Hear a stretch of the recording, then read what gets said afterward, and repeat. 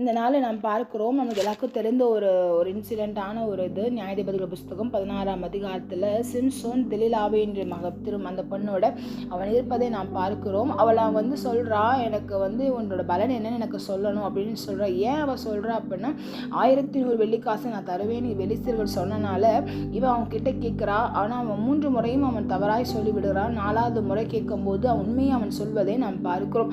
இது நம்ம எல்லாருக்கும் தெரிந்த ஒரு கதை. ஆனால் ஒரு விஷயம் நம்மளுக்கு முக்கியமான ஒரு விஷயம் என்ன அப்படின்னா, 19ஆம் வசனத்தை நாம் பார்த்தோமானால் அது பின் வசனத்தை நாம் வாசி, அவன் பலன் அவனை விட்டு நீங்கிற்று.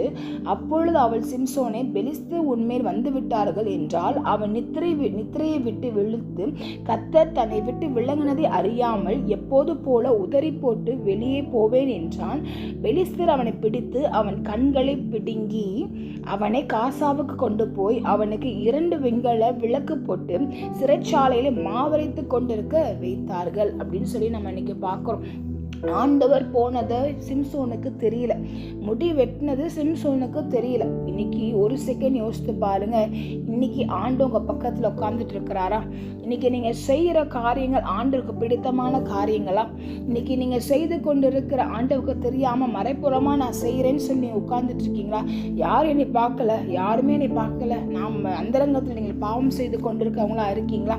இன்னைக்கு நீங்க அப்படிப்பட்டவங்களா நீங்க இருந்தீங்க அப்படின்னா உங்களை விட்டு ஏசப்பா போயிட்டாங்க. வேதாமத்தில் சவுலை குறித்து நாம் பார்க்கிறோம். சவுல், ஆண்டவர் அவனை விட்டு போனது சவுலுக்கு தெரியல.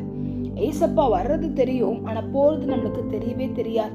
இன்னைக்கு ஒரு விஷயம் ஆண்டவர் மீண்டும் உங்களுக்கு ஞாபகப்படுத்துகிறார். மீண்டும் ஒரு தருணத்தை கர்த்தர் கொடுக்கிறார். அந்த நாளில் கேட்டுக்கொண்டிருக்கிற ஒவ்வொரு பேரோடும் ஆண்டவர் பேசி கொண்டிருக்கிறார். இன்னைக்கு ஏசப்பா உங்க பக்கத்துல இருக்கிறாங்களா? உங்க உள்ளத்துல இருக்காங்களா? ஒரு விஷயம் நம்ம ஆராய்ந்து பார்ப்போம். சிம்சன் மீண்டுமாய் ஆண்டவரோட சொல்ல, ஒரு விஷயம் எனக்கு என்ன பண்ணுங்க, எனக்கு இறங்குங்கன்னு சொல்லும் போது அவனுக்கு பலன் மீண்டுமாய் கடந்து வந்தது பார்க்கிறோம். ஆனா அவன் மறுத்து போனவனாய் அவன் காணப்பட்டான்.